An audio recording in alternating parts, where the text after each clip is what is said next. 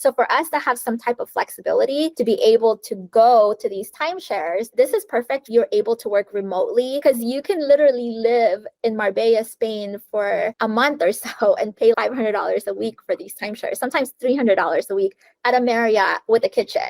Hey there, Points people. You just heard a clip from Michelle Mojica from Luxury Travel Hacks Club. Michelle is a seasoned travel hacker with a family of 6, and she has visited more than 55 countries. Her recent trips include the Maldives, Japan, Thailand, Malaysia, Singapore, and Disneyworld. And she is an expert at staying at high-end resorts and villas for a fraction of the cost and enjoys teaching others how to achieve elite statuses with Marriott and American Airlines. In this episode, Michelle shares how to avoid scams when buying and selling timeshares. She also walks through how to use timeshares to stay in luxury accommodations at a fraction of the cost. Not only that, but she's going to show us how to double dip with Marriott rewards by exchanging timeshare weeks. If you're thinking about doing the same, consider the Marriott Bonvoy Brilliant American Express card. Remember, if you decide to apply for the Marriott Bonvoy Brilliant card or any other card, never apply directly through Google. Always use a friend or creator's referral link. And if you're interested in supporting this show when you apply for your next card, check out geobreezetravel.com/cards. And if you're not sure what card is right for you, I offer free credit card consultations at geobreezetravel.com/consultations. And we have links to the Marriott Bonvoy Brilliant American Express card and the free consultation form for you in the show notes as well. And now, on with the show.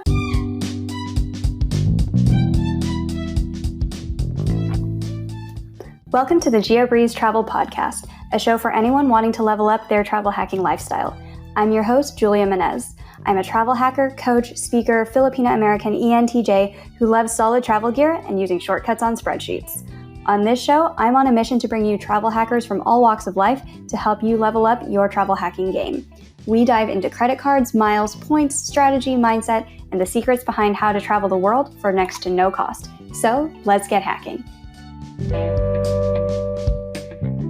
Hey, Michelle, welcome to the Geobreeze Travel Podcast. Hi, thank you so much for having me. I'm so excited to be here. I am so excited to have you and to talk about timeshares, which we don't talk about too often. I actually make fun of timeshares a lot. It's by far my most viewed YouTube shorts, but there is a time and place to be able to use them and get some pretty cheap travel deals out of them. And we're going to talk about that and how you can use it to double dip with Marriott as well. But before we get into all of that, tell us a little bit about you and how did you get into the game of points and miles? Okay, so my name is Michelle Mojica. First of all, thank you for having me as a guest. And I'm based out of Phoenix. I own a real estate company. However, I had a timeshare background. I was in timeshares at the age of 16 and I left at the age of 30, and there's a lot of frustrations. No one wants to talk about it, but I'm really here to help timeshare owners and those that really want to get into it because it's incredible once you know what you're doing. I got into points and miles just right before the pandemic, actually, because I have a family of 6, so I really needed to figure out how to travel with my family and to get into first class because we didn't want to sit back there with everybody else. So what's going to be the best way of doing that is sit right in the front where you have a little bit more space. And now our last trip, actually, one of our big trips, we went to Tokyo, business class on 60,000 miles on American Airlines. But going back to timeshares, I had a timeshare background for 14 years. Now I mainly focus on real estate, and more people have been asking about how we travel so much, especially with a family of 6. So how do you travel with a family of 6? How did you kind of go from timeshares to points and miles and being able to say like, oh, timeshare points are similar or different to credit card points and being able to use that for business class? There's only really 2 things that you need when you travel, right? Your biggest expense is airfare and hotel. So when you have the airfare taken care of when it comes to credit cards and miles, your other side of it is hotels and hotel rooms. Your hotel rooms, especially if you love luxury like I do, that can add up to about $5,000 to $10,000. So one of my biggest find was a penthouse villa that I paid $536 for at the Marriott Colina. And for those that know about the Marriott Colina, that room could be upwards of like $15,000. And I paid $536 for it for the whole week. So how did you get into the game of credit card points, like transitioning from timeshares over to credit cards? Like what credit cards did you even start with? Did you already have this back when you were like 16, or when did this start? So credit card points, my I needed to figure out how to solve my problems with airfare. Like I knew how to get cheap timeshares and get rooms for $500 per week. So I need to figure out how to get my family there. So my first credit card was a city card because I spend so much money on food and drinks, especially for a family of 6. So the City Advantage card or the executive card was my first card. And actually our first business class trip was to Peru. We went to Machu Picchu. And at that time, it was only because it was right after the pandemic, it was only 25,000 miles to get from actually Phoenix business class over to Peru, which we had to fly into Lima. So that was my first credit card. And that pretty much solved our problems of getting from here to there, which is airfare and flying business class. When you were going to Peru, was that for a timeshare deal where you wanted to stay at a timeshare? No, when I went to Peru, it was just, we wanted to go to Machu Picchu. It was a family trip. So we have our kids pick a destination, one destination, each kid every year to go to. When there's not a timeshare, what I do is we stay at Marriott rooms because by using the timeshare, I actually can earn elite nights as well as Marriott points as well. So it's kind of double dipping between the two. Yeah, we'll definitely want to dive into how exactly you can do that. But for people who aren't familiar with the timeshare system, there is a right way and probably like a less ideal way to approach this. How would you say people should not approach timeshares first before we get into how to actually approach this? Okay, so you will get enticed, and that's where I was actually in charge of. I was more on the marketing side when I was in the timeshare industry.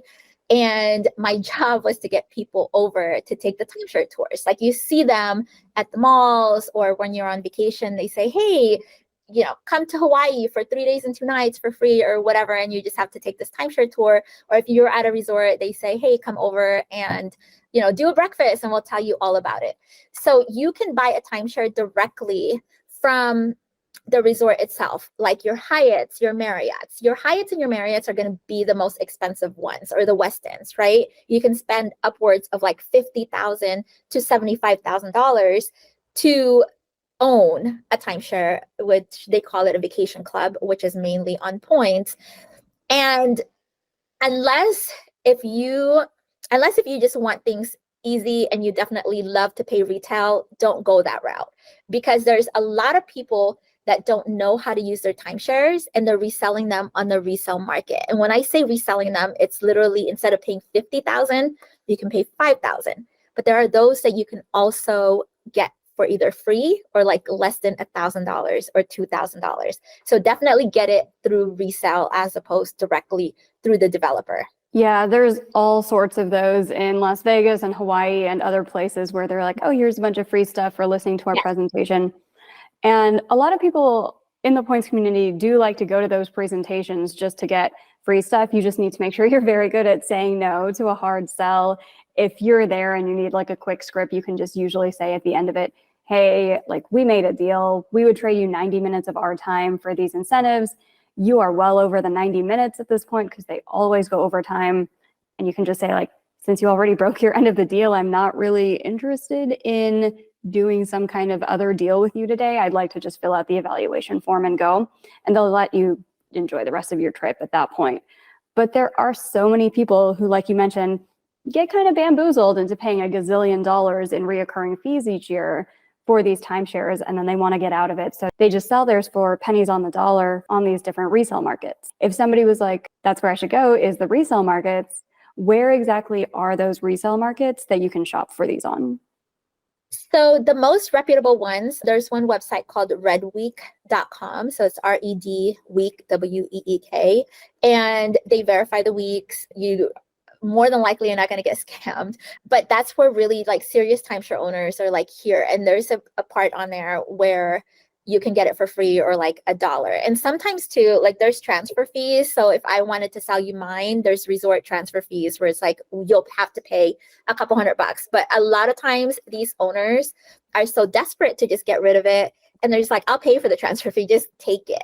There's another one too, it's called tug2.net. So TUG, the number 2.net, which is Timeshare Users Group. And a lot of owners will post their weeks on there also either for sale or for rent, right? But the biggest thing really is if you are wanting to do this, you want to get a great timeshare because you don't want to get stuck with something like a credit card that sucks, right? That's how we can compare it. A credit card that you can't really use for what it's intended for. So make sure if you're going to get something out of this, make sure one, you get something that has a super low maintenance fee, because you might get really excited and be like, oh my God, I can get this for free. But if the maintenance fee is $1,000, you have to pay that every year to the resort. It doesn't matter if you use it or not. Think of it as like your HOA fee. Another second point on that is making sure that you do get something that belongs to Interval International, which is the exchange system, and we can dive into that even more.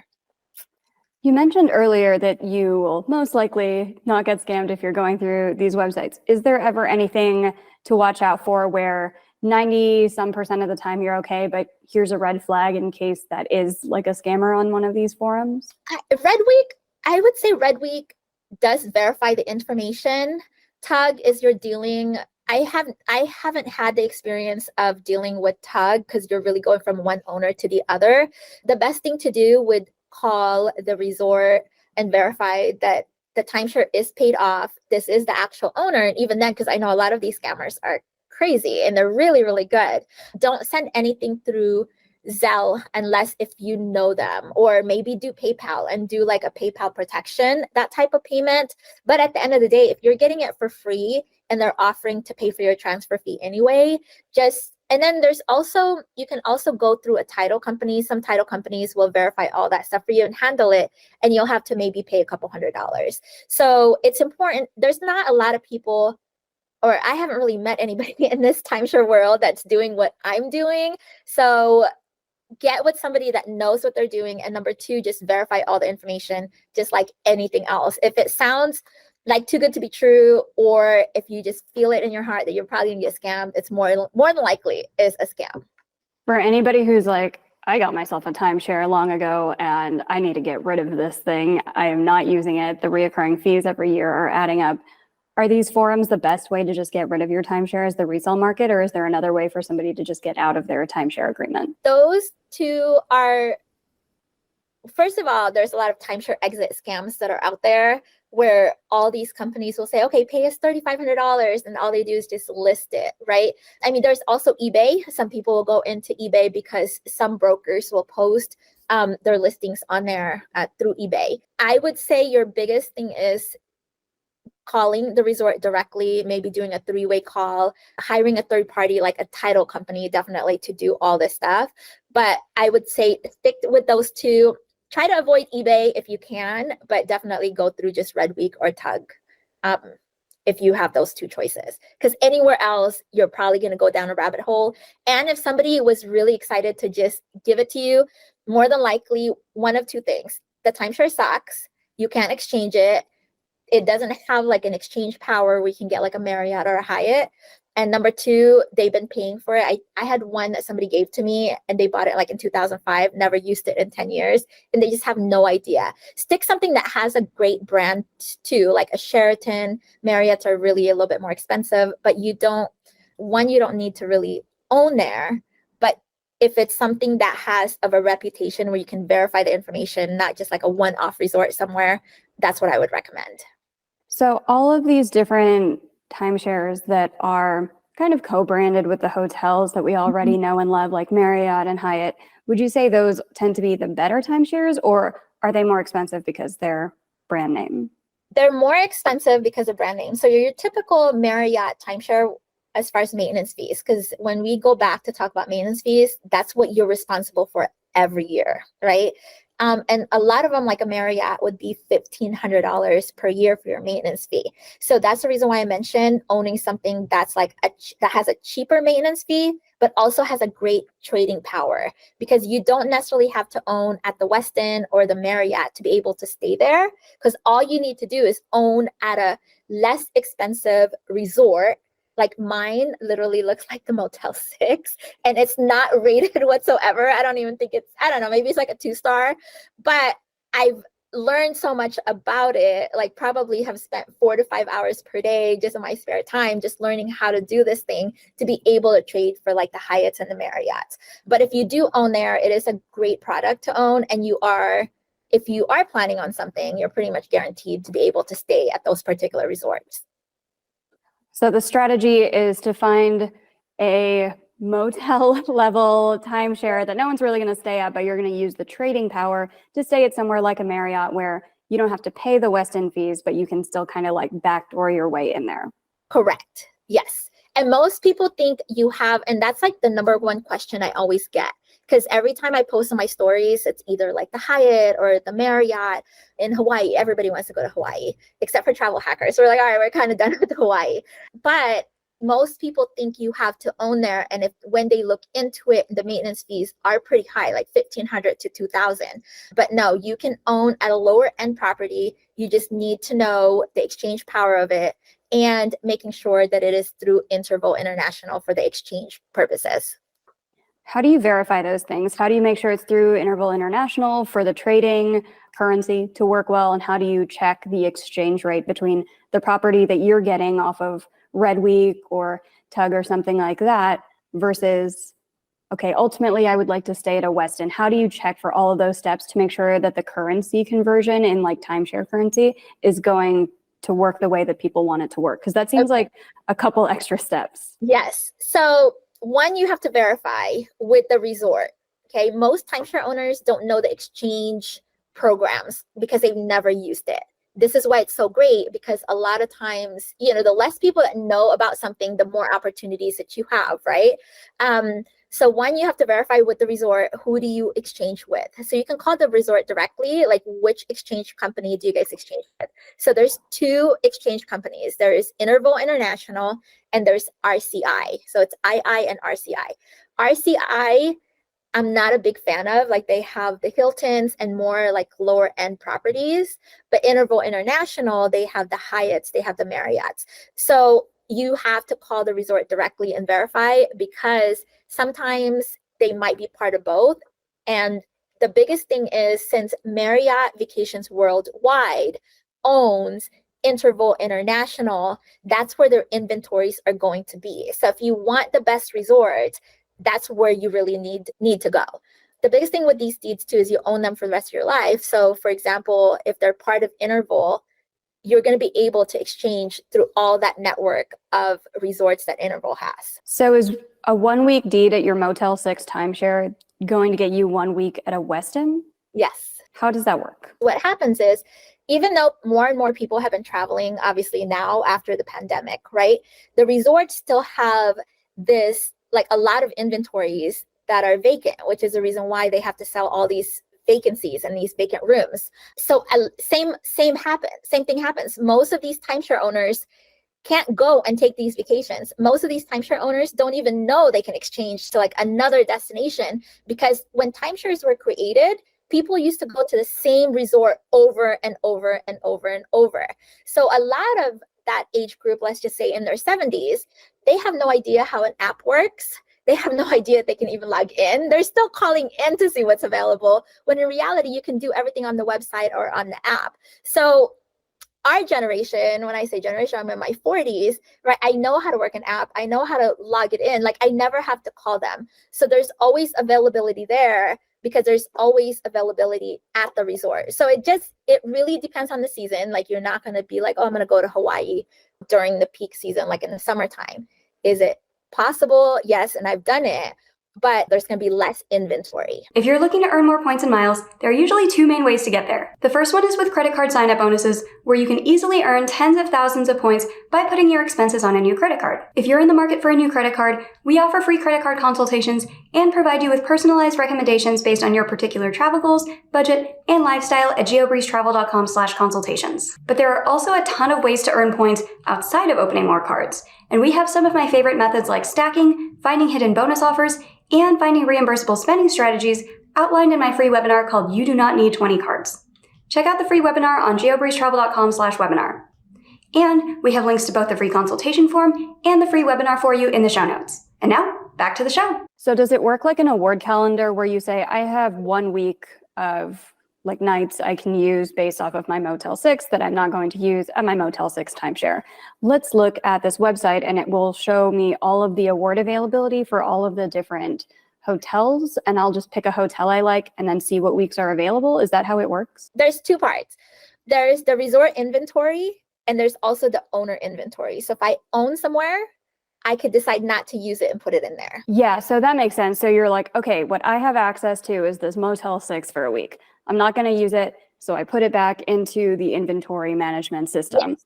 So they give you what in exchange for that? A voucher that you can use for a week somewhere else? Yeah, so my week, I can pretty much log in, like my week at my Motel 6 week, I just click exchange, I just do a search, and it gives me all the Marriott rooms, the Hyatt rooms, the Westin rooms. There's Welk resorts on there. There's all these resort not branded resorts all over the world. So it's anything that's within that inventory, you can search up to 2 years to be able to exchange to those particular resorts. So what you would tell the system is, hey, I'm not going to use my week at Motel 6. I'd like to exchange it. And then you just tell it that. It gives you a whole list of different properties where you could use your 1 week instead, including a lot of higher end resorts. Yes, all over the world.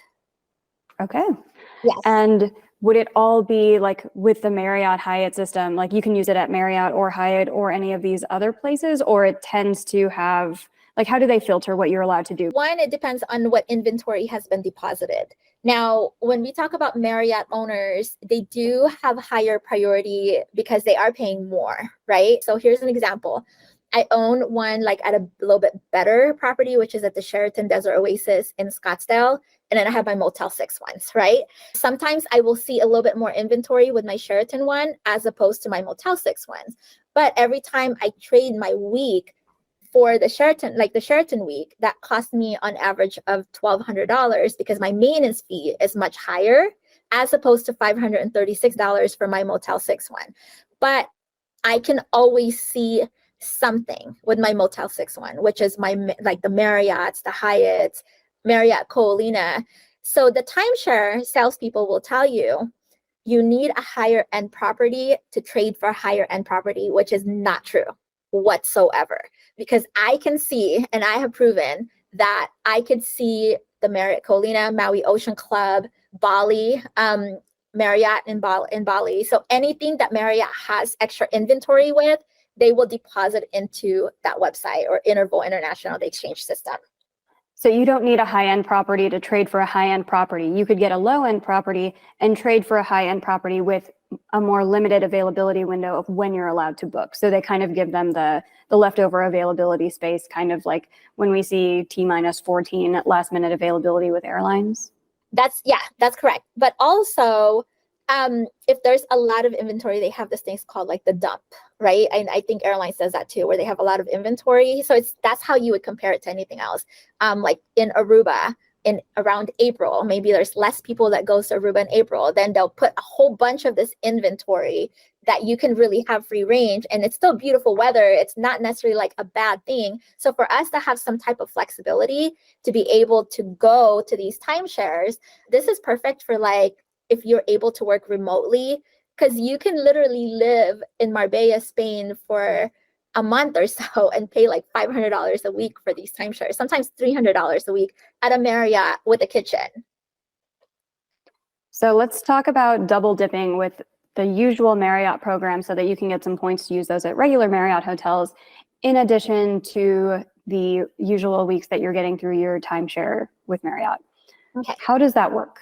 So if we go back to exchanging my week, now I grab a Marriott week. My last Marriott stay was at the Marriott Phuket Beach Club in Thailand. Okay.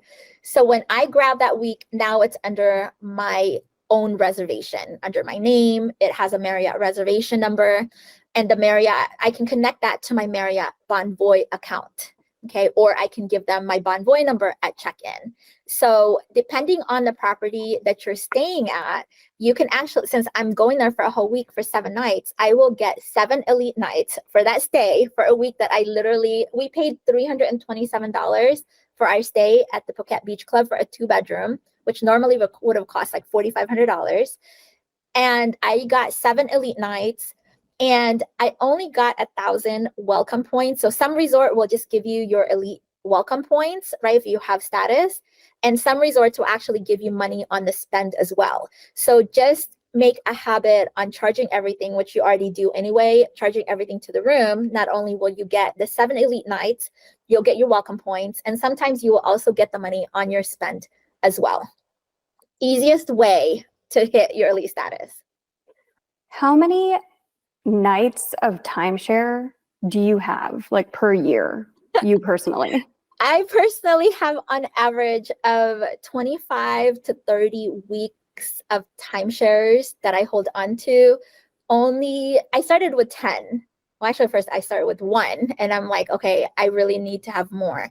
25 to 30 weeks of timeshares. So let's just say 30 times 7 is that 210 nights per year. But I also use it for, like, I own a business. So I own a real estate business. So I use it for my team. I send them on vacations, which would only cost me like $500 for the week. So it's been great to create our culture. But you only really need like 1 or 2. The reason why I have so many is because sometimes there's 2 ways that you can use your timeshare. You can exchange it, right? You get 1 week for the next week, right? Which will cost you $536. They also have this thing called getaways. Right now they have this thing called Platinum Escapes, where you can go to Salt Lake City at the Marriott there for a 1 bedroom for like $227 for the whole week. And you can get your 7 elite nights and you can get your spend. So instead of exchanging my week, I can get like a getaway week for $227 at the Marriott. So you can have all these other options, because when they do have extra inventory, they will put them on sale just like anything else. And you can book those extra weeks as well. You mentioned you have 25 to 30 weeks. Mm-hmm. Why is there a range if 1 week translates into 1 week? Because now this has turned into like a business for me. So instead of people wanting to go to like Red Week or Tug and try to find the ones that I own, there's not a lot of people that want to sell them. And even if they do, they're like, hey, I'm just done with this. They'll contact me and be like, do you want it? Because I sell them as I go too. I sell them for $2,000 per deed, which you'll get your first trip back. Like I had one where they were planning on going to Disney, staying at the Disney Springs for a 2 bedroom, which would have cost about $7,000 to $8,000. I'm like, you can get this week for like $800 with all the fees. You can buy a timeshare for $2,000 that includes all the fees, and you can have this timeshare for the rest of your life. And the only thing you pay every year is the $307 for your maintenance fee. That's the reason why I have an average of 25 to 30, because I use them personally. I use them for my business. And if anybody does want a particular week, then I would sell it to them. That makes sense. So you're buying these, but also reselling them as a business. Yes. So if you have 25 weeks, I thought you were honestly going to say 25 to 30 days. I'm like, oh, that's half of globalist status. So that's all of globalist status by a mile. Yeah. So do you have to physically stay in all of these with Hyatt, or is there some kind of another backdoor where you're like, all right, so 60 nights is, we'll just call it, like, if you wanted to stay 10 weeks at a Hyatt, and then you're going to have more than globalist. Do you have to physically be at the timeshare, or can you exchange your week for a week at a Hyatt, maybe send somebody else and still get your elite nights and get your status that way? Is that a thing? Okay, so first of all, this doesn't work for Hyatt because I've tried it so many times. There's a Hyatt in Sedona and Puerto Rico. So the elite nights and the points for the Marriott, where you can double dip, that works because Interval obviously is owned by Marriott worldwide. Hyatt's, I haven't figured that out yet, but anything like Marriott related, like your Westins or your Renaissance, yes. I will stay somewhere for like 2 nights and then give the rest of the night to like my team, right? But I will still get my 7 elite nights. You can also do this thing called like guest certificate. You're only supposed to get elite nights if you are staying there, because in reality, just like anything else, like if you stayed at the Marriott, they're like, you have to be there personally to stay there. But what I have been able to do, like I've done staycations where I've stayed the first 3 nights and then my team takes over or somebody else comes in, and I would still get the 7 elite nights, if that makes sense. So that's a way of how you can go around it.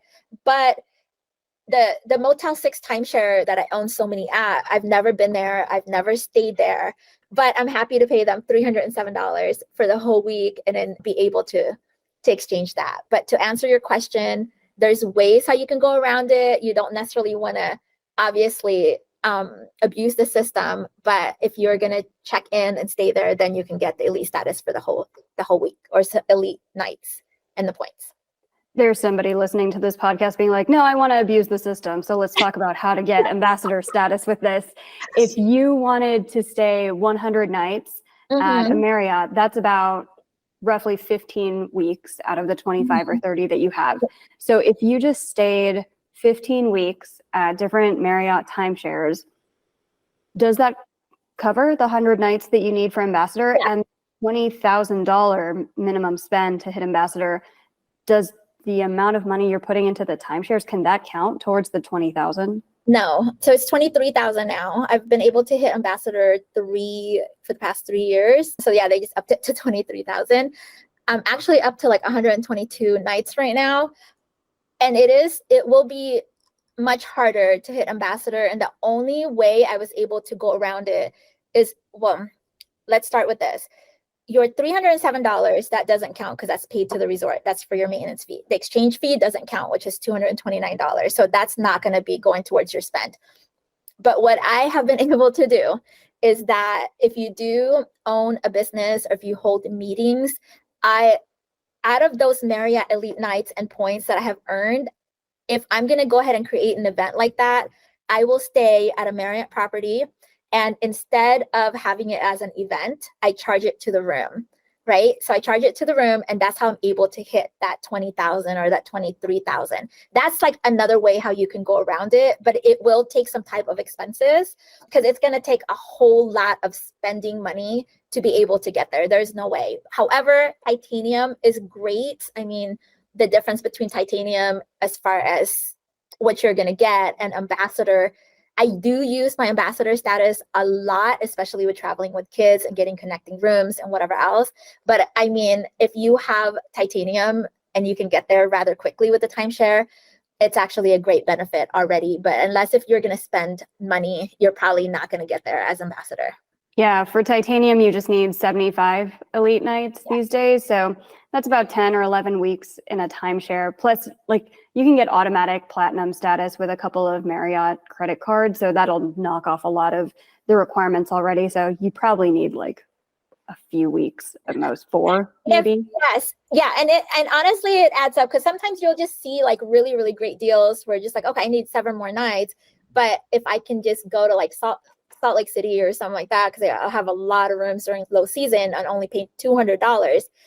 Or Florida is like the timeshare capital of the world. You can literally get a Sheraton or a Marriott room there for like $300 for the whole week, and then hit your 7 nights if that's all you need, and then get extra points as well.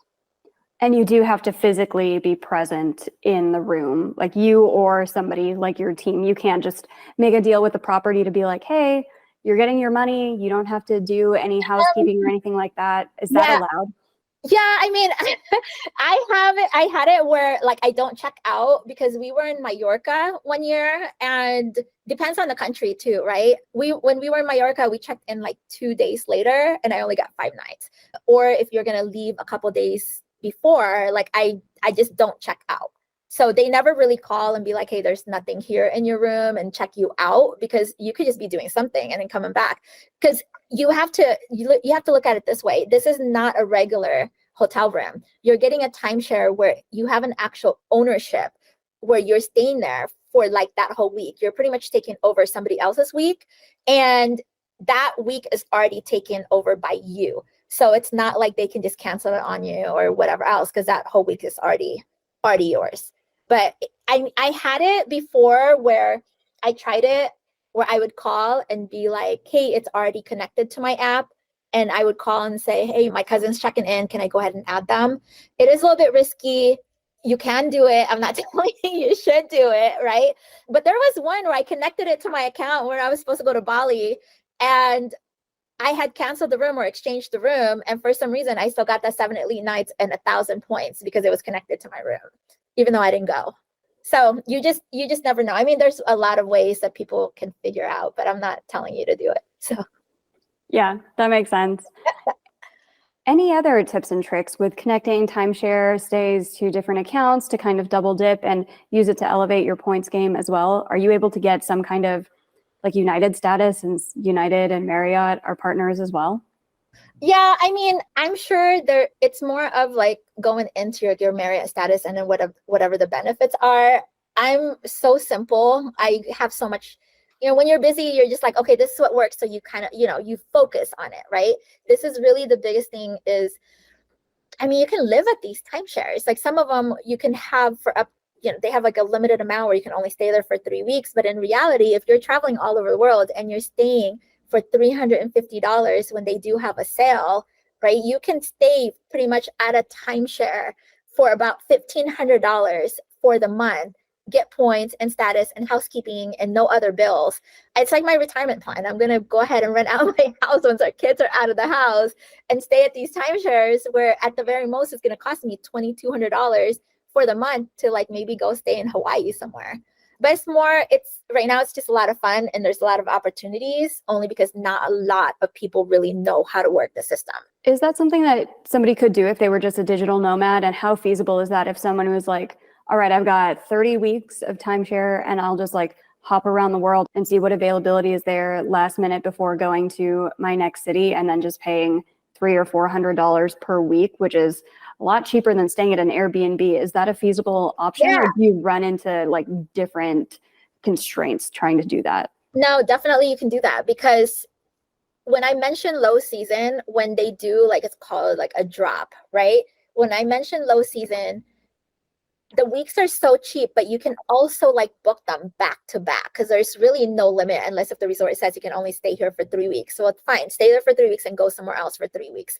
You can do that because then once that inventory is released, like if you wanted to go to Thailand, that inventory is released like months in advance. So you can really plan on it and stay in Phuket for like a couple months. And what's awesome about it is because now you've kind of built this community of nomads and you have friends, right? So a lot of these rooms are 2-bedroom rooms. So in reality, instead of staying at a hostel, like I did a calculation on a Marriott room for like, it was literally $33 per night. And if you rent it out like the other half, you have a full kitchen.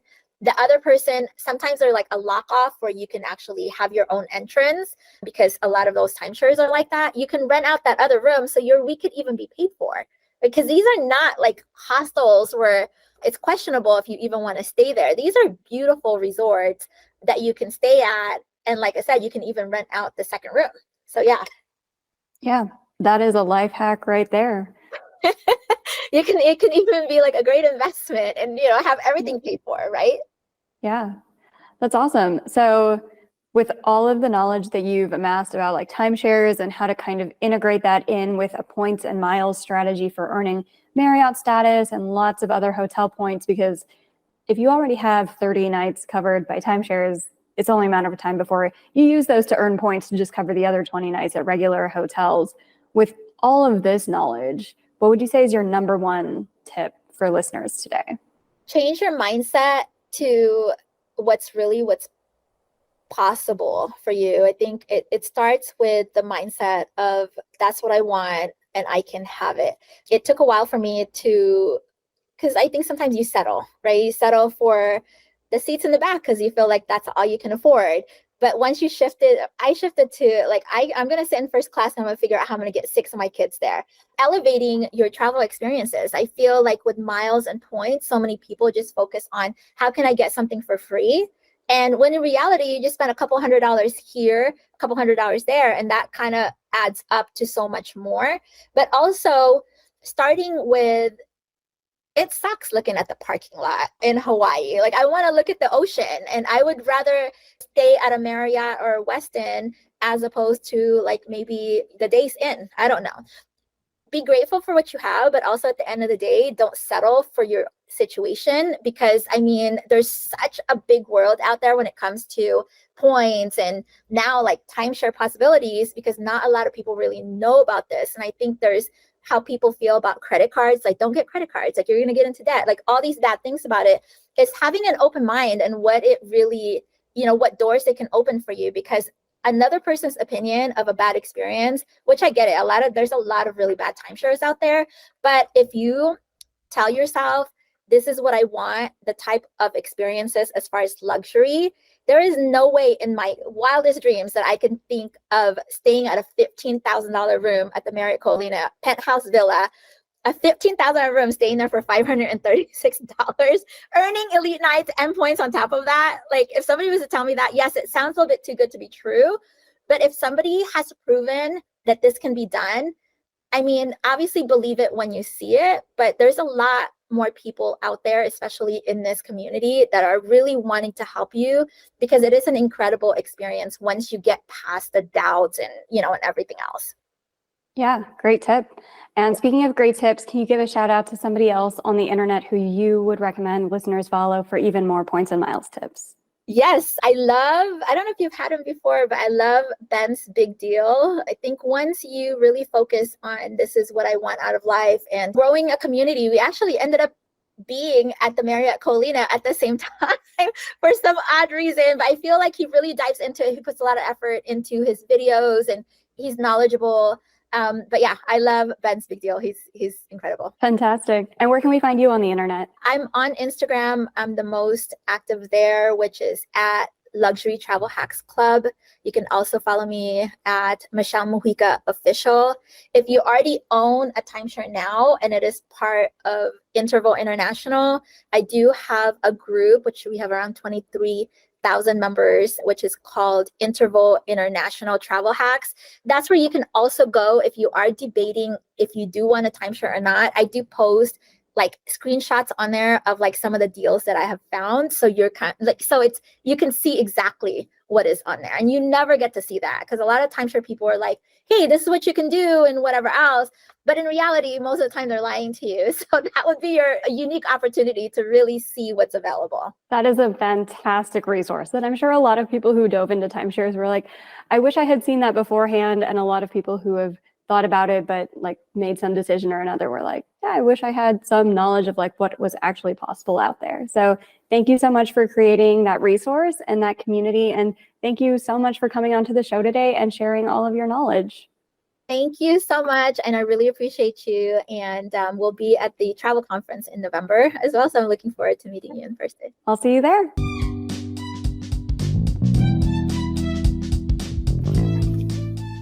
Thank you so much for listening to today's episode of the Geobreeze Travel Podcast. If any of the cards mentioned in today's episode piqued your interest, please check out the links in the show notes for more information on any of the cards. Also, if you apply for a card using the links on that page, I may receive a commission too, so please and thank you. P.S. I hear the links work better in Internet Explorer or Safari, and sometimes the credit card applications tend to glitch out in Chrome. Additionally, it would mean the world to me if you could subscribe to this podcast, leave a 5-star review, and share it with a friend.